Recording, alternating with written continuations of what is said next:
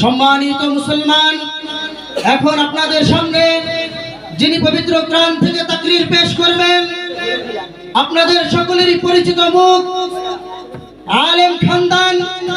তার বংশ অনেক বড় একটি আলেমের বংশ এবং হযরত আবু জাফর মোহাম্মদ ইব্রাহিম সাহেব দামাত বরকাতুহুম ফুলবাড়িয়া মাদ্রাসার সাইকুল হাদিস তার খলিফা, বর্তমান সময়ের মাহবুবুল উলামা আল্লামা খালিদ সাইফুল্লাহ আইয়ুবী সাহেবের ভাইরা সম্পর্কে এবং বিশিষ্ট আলোচক, সারা বাংলাদেশের মিডিয়া জগতে আলোড়ন সৃষ্টিকারী হাফেজ মাওলানা সুলাইমান নূরী দামাত বরকাতুহুম, হাফেজ মাওলানা সুলাইমান নূরী দামাত বরকাতুহুম হযরতকে পবিত্র কোরআন থেকে তাকরীর পেশ করার জন্য সবিনয় অনুরোধ করছি।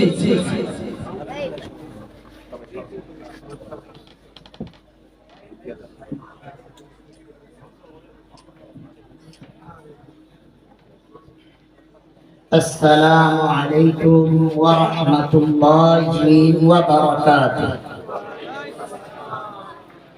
الحمد لله وكفى وسلام على عباده الذين اصطفى. أما بعد فأعوذ بالله من الشيطان الرجيم.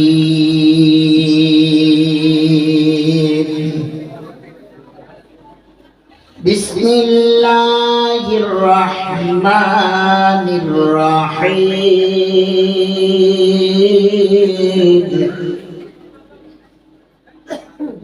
ألف لام ميم.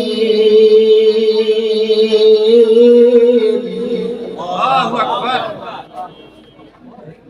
ذلك الكتاب لا ريب فيه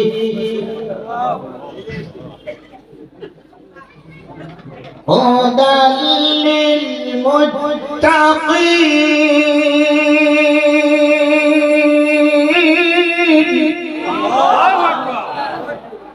قال النبي صلى الله عليه وسلم: خيركم من تعلم القرآن وعلمه، أو كما قال عليه الصلاة والسلام. اللهم صل على محمد وعلى آل محمد كما صليت على إبراهيم وعلى آل إبراهيم إنك حميد مجيد. اللهم بارك على محمد وعلى آل محمد كما باركت على إبراهيم وعلى آل إبراهيم إنك حميد مجيد. جزى الله أن محمدا صلى الله عليه وسلم ما هو أهله. यासिन तोहा की लक़ब से खुदा तुमको पुकारा, जिल लक़ब मुकर्रम से खुदा किसके न पुकारा. सरकार का सरकार है सरकार मदीना, जो चाहता है अरमान लिए सूए मदीना. हे साके बहुत है शौक बहुत दिल में मगर राह बहुत दूर हर सही में नजर आए हैं अनवार मदीना हर सही में नजर आए हैं अनवार मदीना नारे तकबीर अल्हम्दुलिल्लाह जे रब्बे करीम खादिजातुल कुबरा রাদিয়াল্লাহু তাআলা আনহা মহিলা মাদ্রাসার উদ্যোগে ও তালিমুল উম্মাহ মাদ্রাসার উদ্যোগে কোরআন ও তাফসীরের প্যান্ডেলে আশার বসার কিছু কোরআন ও হাদিস থেকে কথা বলার ও শোনার জন্য তৌফিক দিলেন ওই মহান রব্বে কারীমের দরবারে মন খুলে একবার শুকরিয়া আদায় করি আলহামদুলিল্লাহ। রসুলের প্রতি একবার দুরূদ পড়ি সাল্লাল্লাহু আলাইহি ওয়াসাল্লাম। আরো শুকরিয়া আদায় করি যে মহান রব্বে কারীম হাজারো মুসলমানের মাঝ থেকে সাচাই বাছাই করিয়া মহব্বত করিয়া টুকাইয়া টুকাইয়া ihsan করিয়া দয়া করিয়া এক বাগে জান্নাতের প্যান্ডেলে বসার তৌফিক দিলেন ওই মহান রব্বে কারীমের রাজি খুশি করাবার জন্য একবার শুকরিয়া আদায় করি আলহামদুলিল্লাহ। বেশি লম্বা চড়া আলোচনা করব না, 28 বাজে 30 ধরলাম 30টা মিনিট আধাটা ঘন্টা। কারো 30 বছর 40 বছর 50 বছর জিন্দেগি চলে গেছে, কাঁচা চুলে পাকা ধরে গেছে, খালি মুখে দাড়ি গেজে গেছে, ল্যাংটা জীবন থেকে বাল্যকালে পাড়া দিয়ে দিছে, বাল্যকাল থেকে বৃদ্ধকালে পাড়া দিছে, বৃদ্ধকাল থেকে বিছানায় চলে গেছে। এই রব্বে কারীমের এত বড় দুনিয়াতে এক এক করে দিন হারিয়ে ফেলেছি, ঘন্টা হারিয়ে গেছে, মিনিট হারিয়ে গেছে, সেকেন্ড গুলো হারিয়ে গেছে, আর পরে কি হবে জানি না। আজকে ওই মহান রব্বে কারীমের জন্য আল্লাহ আল্লাহ রসুলের জন্য যারা খালেস নিয়তে আল্লাহ আল্লাহ রাসূলকে রাজি খুশি করাবার জন্য ময়দানে আসছেন, কারা কারা রাজি আছি হুজুর আজকে এই মুহূর্তটা আধাটা ঘন্টা 30টা মিনিট রব্বে কারীমের আল্লাহ আল্লাহ রাসূলের জন্য আমার জীবনটাকে 30টা মিনিট আখিরি মোনাজাতের জন্য আমরা আজকে দুটো হাত রব্বে কারীমকে দেখাবো ইনশাআল্লাহ। হাত তুলে উঠায়া দেখবেন, কেউ নচ্চর করবেন না, ডুপ্লিকেট দুর্নীতি করবেন না। যারা আল্লাহ আল্লাহ রাসূলের জন্য আসছেন, মানুষকে দেখবার জন্য নয়, আল্লাহর জন্য দুটো হাত টান টান করে উঁচা করে দেখান। আধাটা ঘন্টা রবের জন্য কুরবান করব ইনশাআল্লাহ।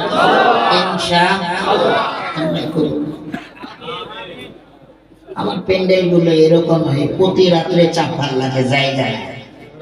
কি করব আর কত, শরীর খুব অসুস্থ, কত আর কোন রাত্রে 5টা 6টা 3টা 4টা করে প্রোগ্রাম। আজকে প্রোগ্রাম করছি আপনাদের এলাকায় পাবনা থেকে আইছি, কালকে যাবো ঠাকুরগাঁও। আর কত, আমার তো প্রোগ্রাম করার আশা ছিল না, কেন আমি লিস্টের এক কাতারের মানুষ। আর এবার এই বছর যাওয়ার লাগতো জেলখানায়, ঠিক কিনা? এই জন্য তারিখ দিছি, যার যেটা মন চাই নেওয়া। আজকে তারিখটা খুব রেস্টের জন্য রাখছিলাম, রেস্ট করব। অনেক আশা ছিল, শরীরটা অনেক খারাপ, কিন্তু কামরুল ভাই খুব বিরক্ত করছে, কিন্তু তারিখটা দেন, আজকে রেস্ট করে না আমার এখানে মেহমান হিসাবে আসছি দোয়া নেওয়ার জন্য। 6টা দিন ধরে বুকের ব্যথা, নিঃশ্বাস নিতে পারি না, তারপর প্রোগ্রাম মিস্টেক করি না। আমার মতো নুরি যদি প্রোগ্রামে না আসে, যে দাওয়াত দাতো এলাকায় আর স্থান পাবে না, ঠিক কিনা? এসেছি সোজা আলাপ, কোনো বাড়তি কোনো কথা না, উদাহরণ নয়, ব্যাখ্যা নেই। কোরআনে কারীম থেকে প্রথম সূরা সূরা বাকারা আয়াতে কারিমা তেলাওয়াত করেছি, আলিফ লাম মিম। এই শব্দ, এই বাক্য, এই ওয়ার্ড, এটা হলো হুরুফে মুকাত্তাত। এটার অর্থ ব্যাখ্যা পৃথিবীর কেউ জানে না, জানে কি? ডাক দিয়ে বলেন, জানে কি? তারপরে আল্লাহ পাক বলছেন জালিকাল কিতাব, এটা এমন একটা কিতাব লা রাইবা ফি, যার মধ্যে কোনো সন্দেহ করা যাবে না, মনে আনা যাবে।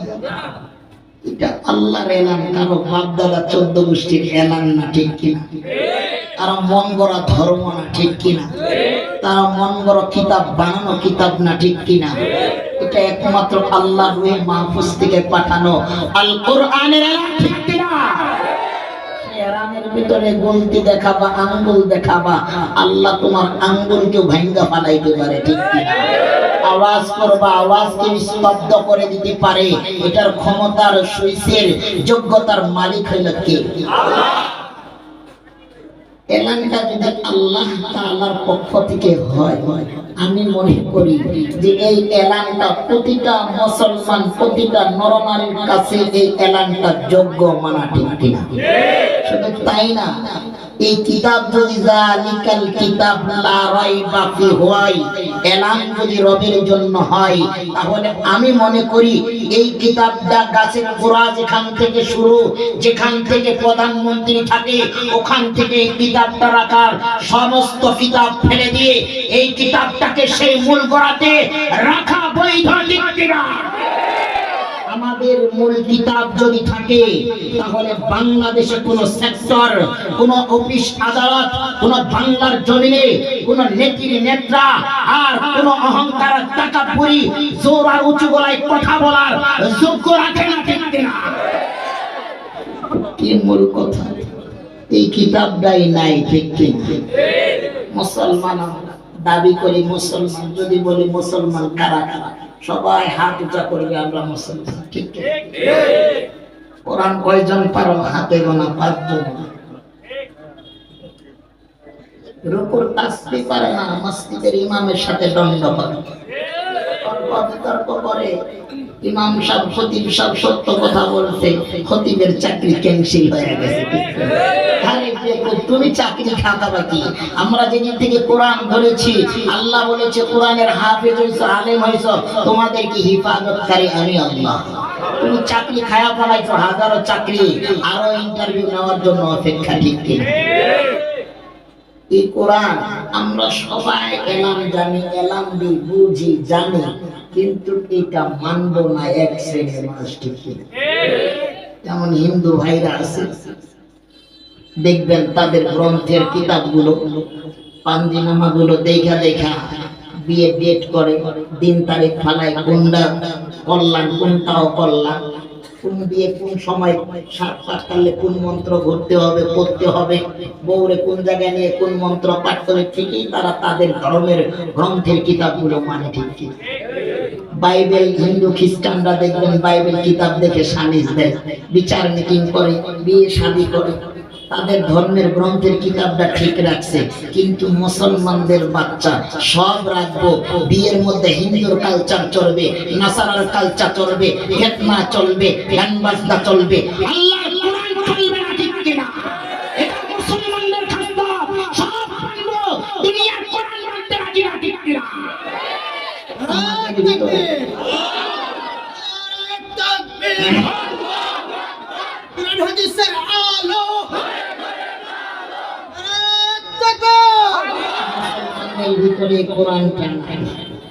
মুসলমান বলেন তো একজন মুসলমান অসুস্থ, এই মুসলমানদের যদি বলে তোমার লাখ টাকা দিব এই কাজটা করো, টাকা চাবে না, সুস্থ চাইবে। যদি বলে ভাই এই এলাকার সমস্ত রাজত্ব আপনারা দিবেন, ওই টাইমে উনি অসুস্থ, রাজত্বের দিকে তাকাবে নাকি তার সুস্থতার দিকে তাকাবে? সাধারণ একটু জ্বর হয়েছে তাই কিছু ভালো লাগে না, ঠিক কিনা? মিঠা দিয়ে তিতা, জাল দিয়ে পিঠা, আরো কিছু দিয়ে সব খালি তিতা লাগে, ঠিক কি? মুসলমানদের মধ্যে একটা বিশাল বড় 20-21 মহার একটা অসুখ চলেছে, করোনার আঘাত, ঠিক কিনা? অনেকের বাড়িতে চুলার আগুন জ্বলে নাই। আমি সুলাইমান নুরি অনেক বাড়িতে খানার জন্য গেছি, কাঁচা বাজার দিয়ে আসছি। আমার বাড়ি সেই সুদূর ঠাকুরগা, আমার বাসস্থান ঠিকানা হইল রাজপুরিয়ার, 19টা বছর কাটাইয়া ফেলাই। এমন জায়গায় মানুষ রোগে আক্রান্ত হয়েছে, মানুষ তার ভাই বা বোন স্ত্রী স্বামীকে নিয়ে চিন্তিত হয়ে গেছে, ঠিক কি? এই টাইমে মুসলমানদের কোনো দুনিয়ার লোভ লালসা নাই, কোনো হিংসা বিদ্বেষ নাই, কারো গদির দিকে নজর নাই, কারো চেয়ারের দিকে নজর নাই, কারো ক্ষমতার দিকে নাই।